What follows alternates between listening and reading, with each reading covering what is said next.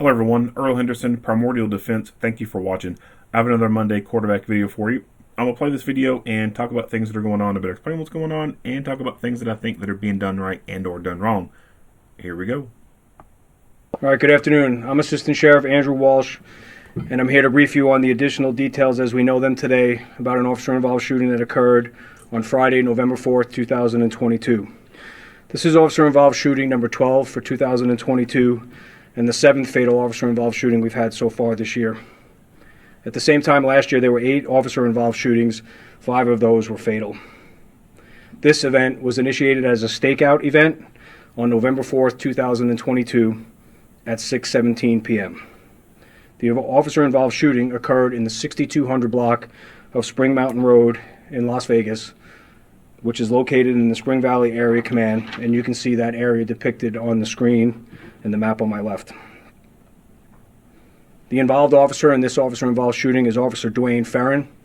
Officer Ferrin is 49 years old, and he's been with the Las Vegas Metropolitan Police Department since 2000. In this incident, Officer Ferrin was armed with a Colt M4 5.56 rifle, and the investigation revealed that Officer Ferrin fired 1 round during this incident. Officer Ferrin is assigned to the Homeland Security Division and the Special Weapons and Tactics Bureau. The suspect in this event was identified. Okay, so this officer has over 20 years experience. He joined in 2000, and he's on a specialized unit, Homeland Security Task Force Group, and the Special Weapon Tactics, the SWAT team. So even if he's not a gun person, then just being on the SWAT team alone has been something that has exposed him to more trigger time than your standard patrol officer. So when you look at regular cops who just respond to regular calls, they go to the shoplifter call, they go to the domestic violence call, they make the traffic stop for the person running the stop sign, whatever. They have X amount of hours and have fired on average, X amount of rounds during their initial firearms training.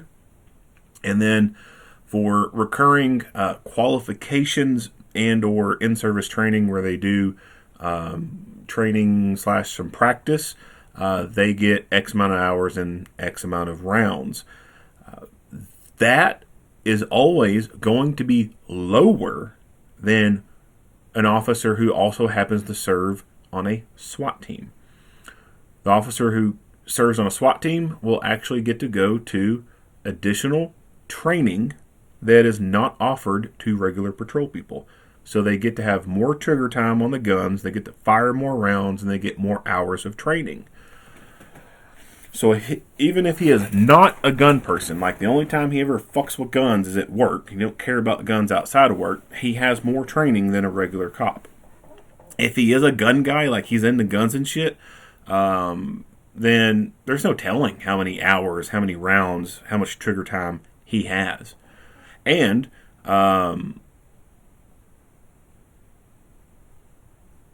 we don't even know at this point if him being a cop is the only thing that he is. He could be a part of the Nevada National Guard or something, or the Army Reserves, and he could have some additional trigger time training with them. He could even actually have deployment combat time. So I have no idea about that. I don't know about anything about this person. I don't even know what he looks like. But I just wanted to point that out there, that one, he's got over 20 years of experience, so even as just a regular cop, he's going to have, to some degree, more trigger time than your average patrol person. And because he's on a SWAT team and he's part of that Homeland Security thing, there's no telling how much more trigger time he's got. He had a rifle and he fired 1 round. 1 round, that's it. And it ended this. So, and it could have been a lucky, you'll see, he was kind of close. So, it could have been, he just got a good shot placement on there, and all he needed was 1 round, or he fired, he assessed, and he saw that he did not need to fire anymore. and did not fire. I just wanted to kind of touch on that and point that out, that the trigger time as far as training, the SWAT team guys got a little bit more than regular patrol people. Moving on. Special Weapons and Tactics Bureau. The suspect in this event was identified as Jose Alexis Cabrera Hernandez. Hernandez was a 49-year-old Hispanic male adult. He was approximately 5'5" and weighed approximately 190 pounds. And you can see Hernandez's picture on the screen to my left. And the investigation revealed that Hernandez was armed with two firearms during this incident. One was a Smith & Wesson .380 and a Taurus G3 9mm.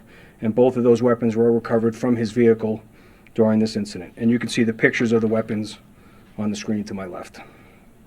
Homicide detectives learned that Cabrera Hernandez had fired 6 shots from the 9mm handgun during a homicide event that occurred earlier in the day in the 200 block of Kipling Street.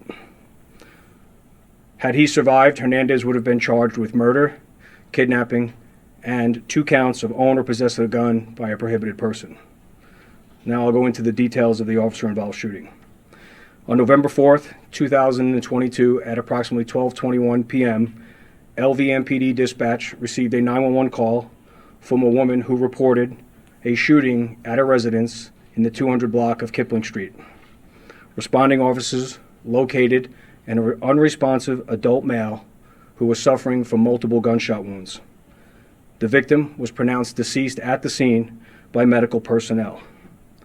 Responding detectives quickly determined that the victim had been shot by his girlfriend's ex-husband, Jose Alexis Cabrera Hernandez. Detectives also learned that Cabrera Hernandez had taken the ex-wife's adult brother hostage during this incident. Through the investigation, detectives located Cabrera Hernandez's vehicle, a white Nissan Armada, in an alley located in the 100 block of Bruce Street in downtown Las Vegas. Due to the fact that detectives believe Cabrera Hernandez was armed and still holding a hostage, SWAT was requested to assist. Shortly after detectives confirmed Cabrera Hernandez and the hostage were inside of the vehicle began to drive away, and at one point we learned that the hostage was zip-tied while inside the vehicle. Detectives and the air unit covertly surveilled and followed the vehicle as Cabrera Hernandez drove throughout the valley for approximately 1 hour. While he was driving with the hostage in his vehicle, Cabrera Hernandez called his ex-wife approximately 4 times, and he admitted to killing her new boyfriend because he was getting in the way of them repairing their relationship and getting back together. Cabrera Hernandez also told his ex-wife that he would trade her brother in exchange for his passport and for her so that they could go to Mexico together and repair their relationship.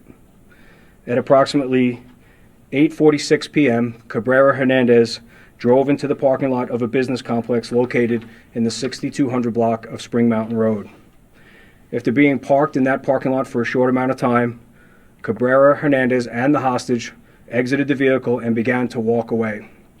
As SWAT units were arriving in the area, Cabrera Hernandez made the hostage get back into the vehicle. Once they were back inside the vehicle, Cabrera Hernandez started to drive away. However, through the use of multiple vehicles, SWAT was able to stop the vehicle in the parking lot and block it in. SWAT officers exited their vehicle and quickly approached to rescue the hostage from the suspect's vehicle. As officers were attempting to rescue the hostage from the vehicle, Officer Ferrin fired 1 round from his rifle at Cabrera Hernandez, who was in the driver's seat. The hostage was rescued from the vehicle unharmed, and Cabrera Hernandez was removed from the vehicle to be treated by a tactical doctor and a medic who are embedded with our SWAT team. Despite the attempts of their life-saving measures, Cabrera Hernandez was pronounced deceased at the scene. The hostage later told us that night, and he told SWAT officers, that they saved his life and that he was in fear that Cabrera Hernandez was going to kill him.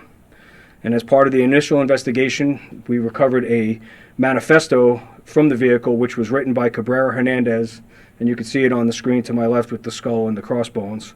That was basically written in Spanish, but when we interpret it, he was threatening to kill other officials in town that had things to do with his previous criminal history.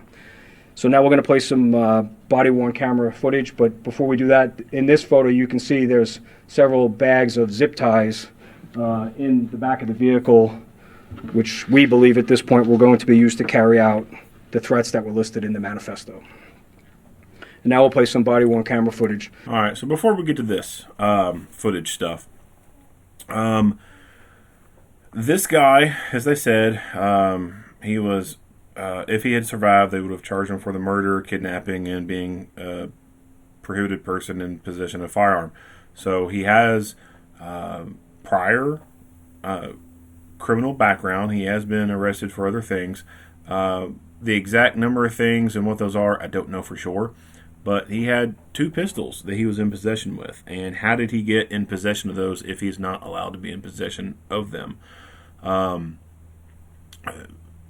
Generally, when it comes to most of the criminals out there, the way they come into possession of these guns when they're felons is, and he might not even be a felon. Another thing that could cause him to be not be able to possess a gun could be he had a misdemeanor domestic violence conviction, or he could have had like a dishonorable discharge from the military, or been mentally adjudicated as being unable to possess one.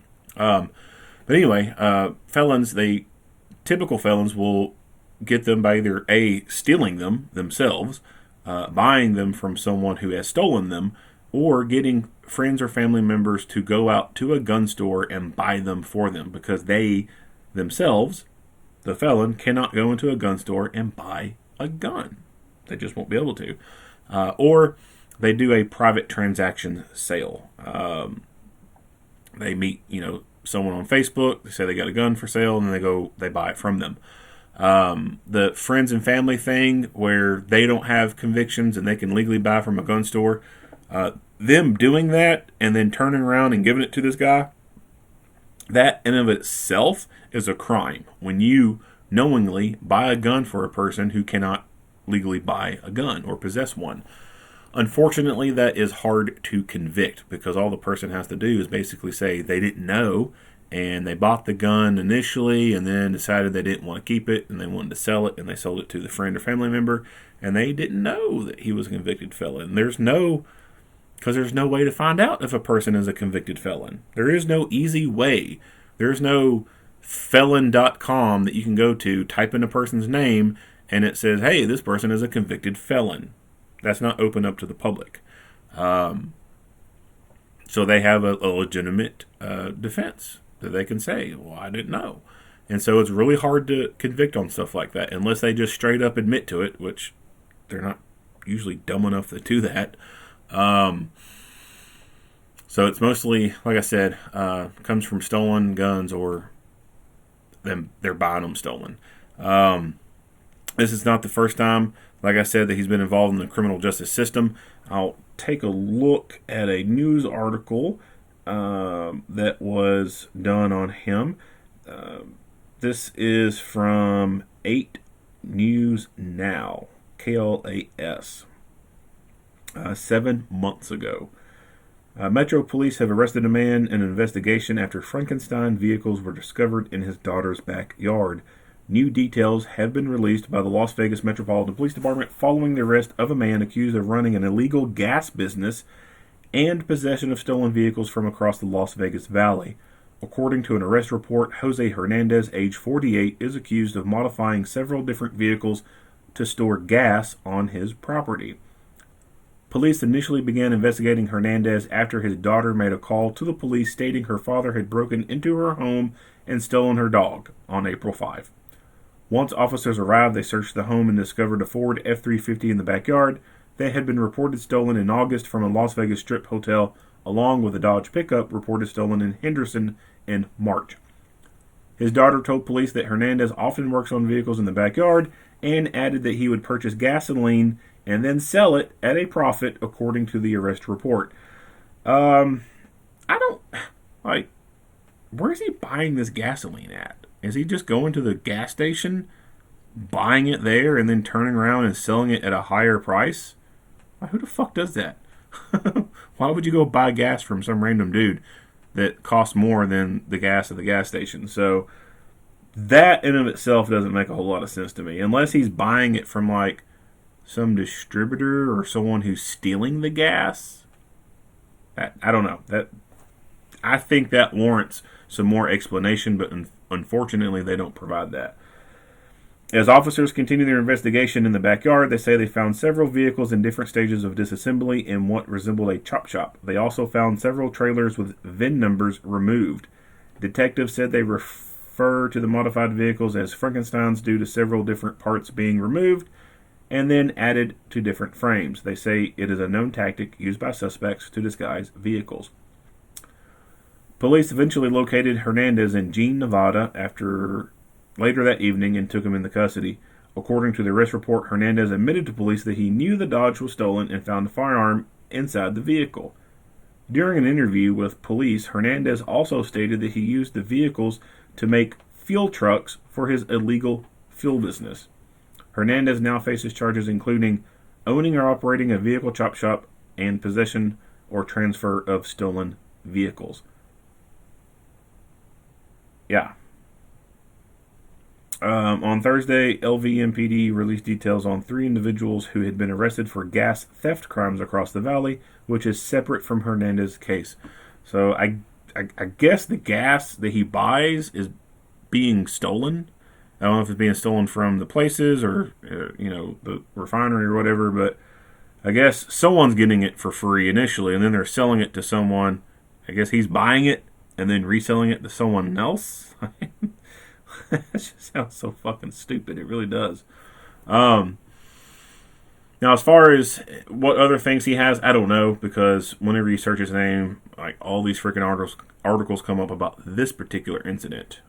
So it's kind of hard once the news latches on to cases like this. You get so many hits on a search result that just news articles repeating the same damn thing. So basically, news agencies kind of copy off each other, and so there'd be like fucking hundreds of these damn things. So it's kind of hard to find, old stuff on people because there's just so many different search result hits popping back up.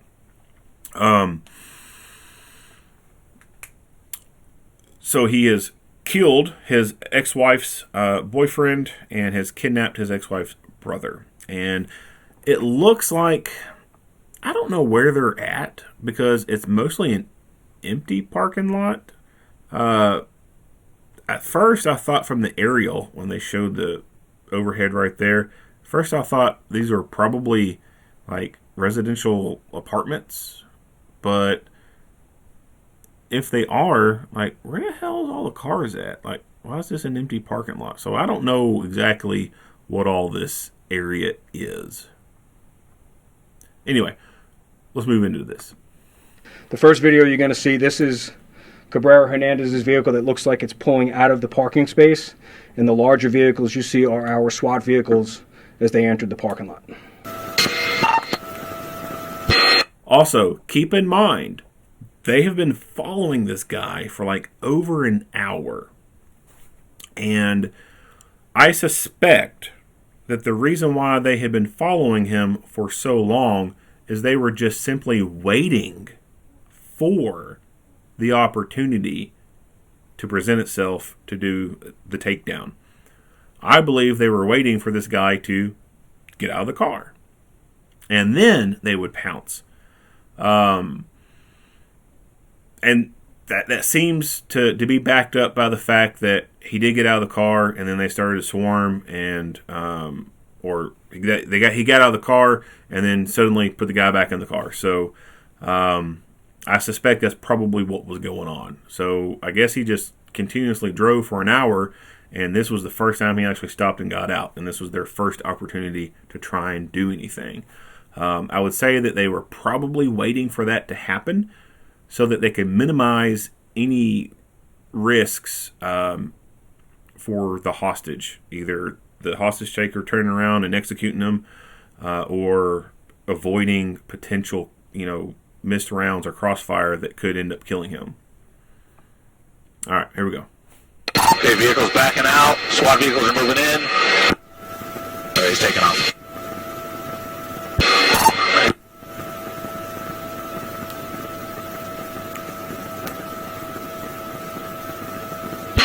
There you go. SWAT's going out of the vehicle. All right. That's super, super quick. Let's back this up. Okay, vehicles. So we can see that the thermal imaging is on white hot mode. So all the whiter colored stuff you see is the warmer stuff. The darker it is, the cooler it is. So you can see that the tires are super hot, right, on the thermal. You can see the heat from the engine coming through the insulation under the hood. You can see this electrical thing over here. It's white hot. You can see where some cars have been parked at during the day over here in this parking lot. All right, you can see where cars have been parked.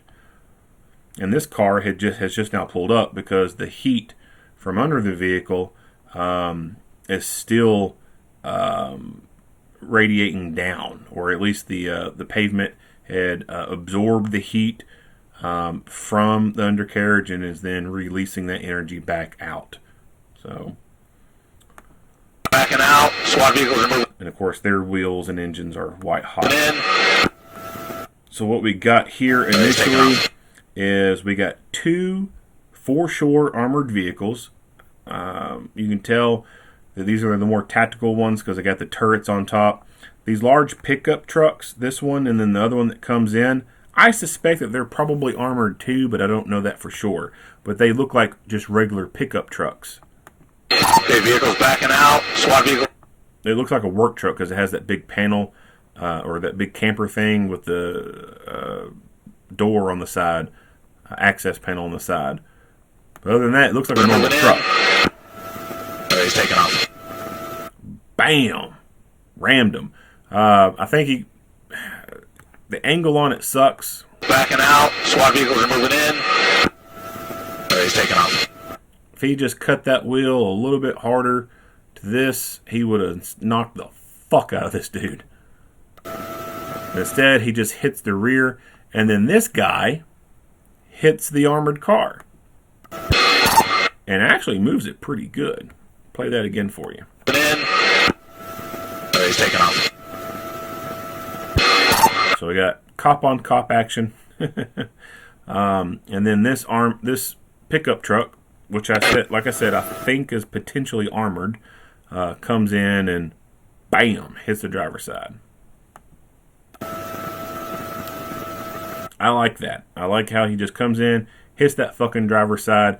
One, that's going to jar his fucking head. That's going to disrupt his thinking process. It's going to cause disruption within his OODA loop, which is great because not everyone has dismounted yet from this vehicle.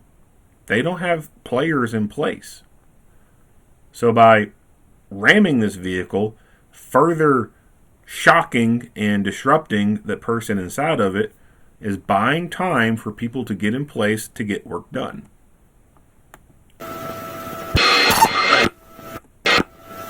He's taking off. Damn. All right.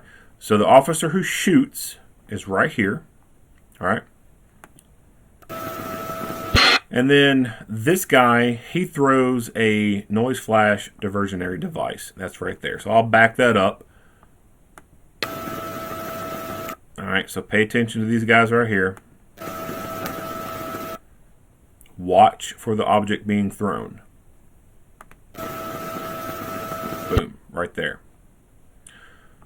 There you go. Now you will see the flash from this on the windshield right here. So glass, you cannot see through glass with thermals.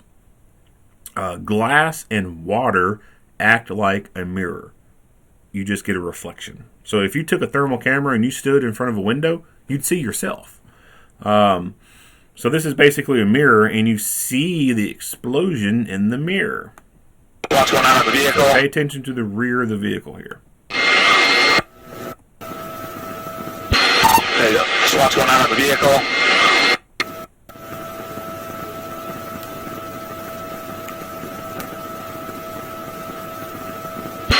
There you go. SWAT's going out of the vehicle.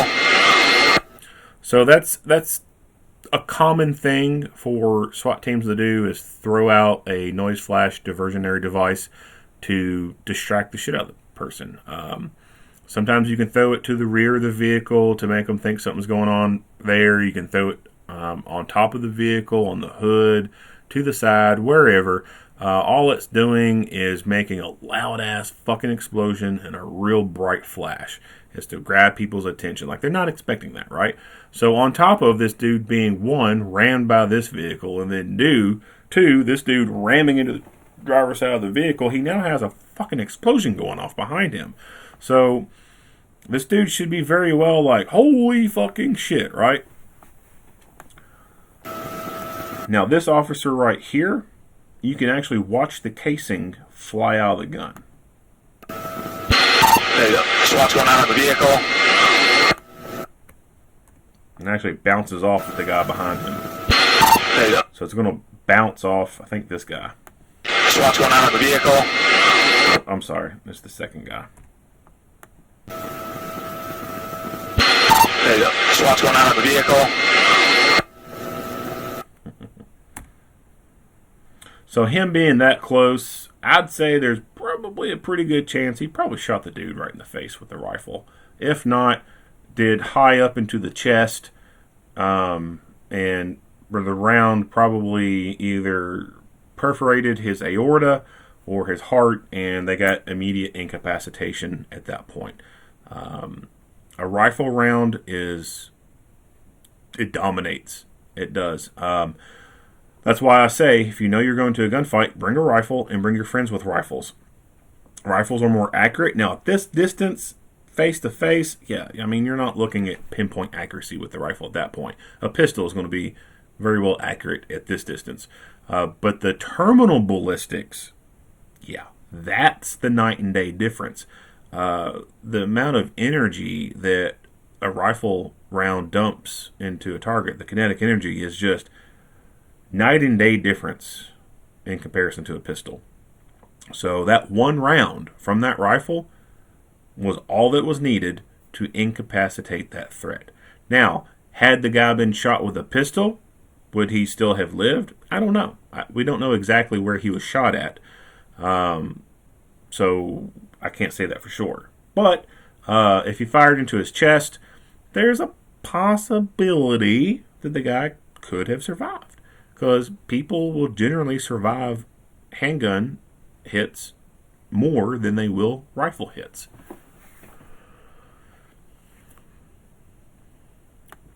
Now that guy, let me back this up again for you.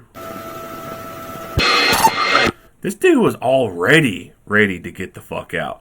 He's rolling in with the door open.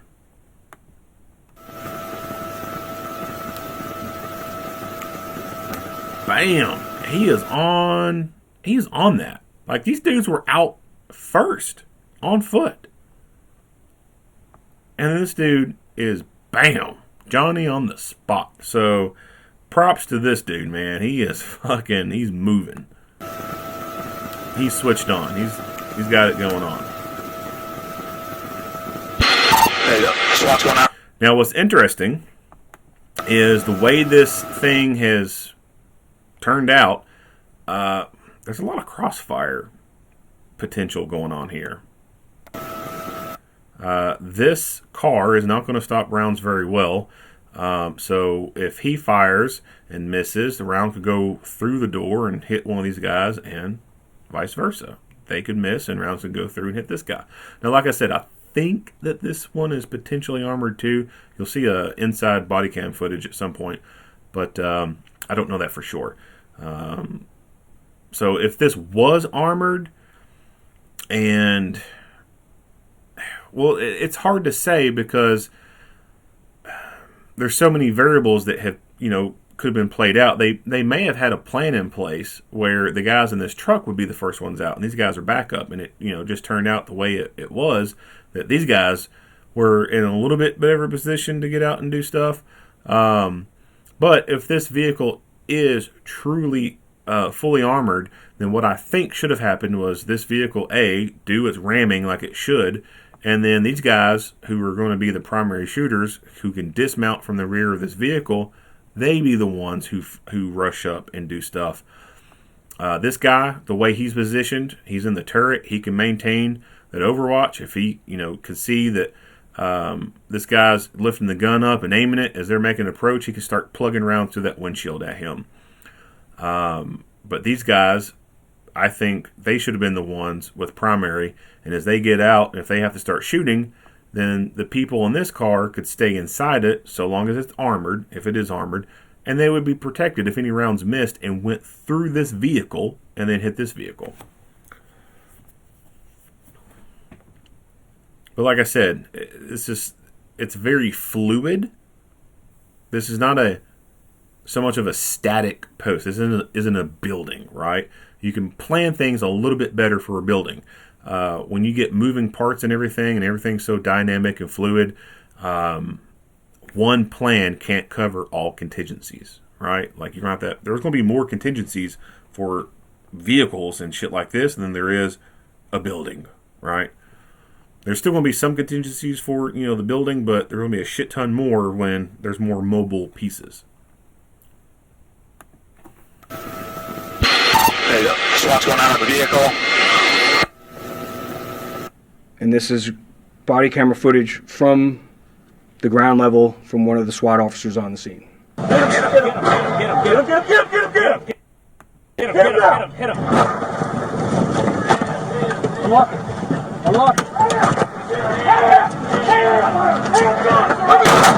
So the first So the first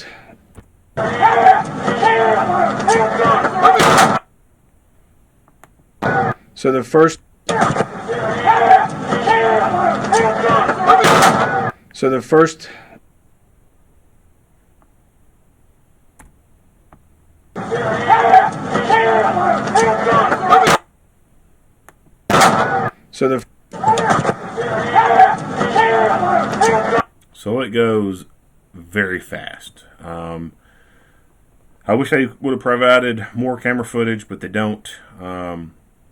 It goes very fast. You see that noise flash distraction device going off in the background.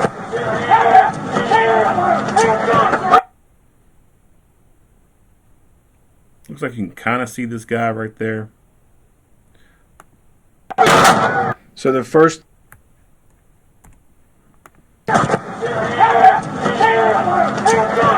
And so it looks like to me this guy is shooting through the windshield. You can shoot through the windshield. The thing that sucks about windshields is glass laminate glass, and so that will cause deflection. The closer you are, or the closer the target is to that glass, the less deviation it'll be very, very noticeable. There's still going to be some deviation, but it's just not going to be as pronounced as if the target was 15 feet away from the glass and you're shooting through the glass. Then you will very well notice the deviation. And as you increase that distance, you won't even see a round on target. It deviates it so much. So he's firing what looks like to me through that windshield and gets a hit on this guy. So the first explosion you hear, that's actually a distract that SWAT used attempting to draw the suspect's attention away from the officers in front of the vehicle, and then simultaneously you hear the shot being fired. And that concludes this briefing, and I'll take some questions.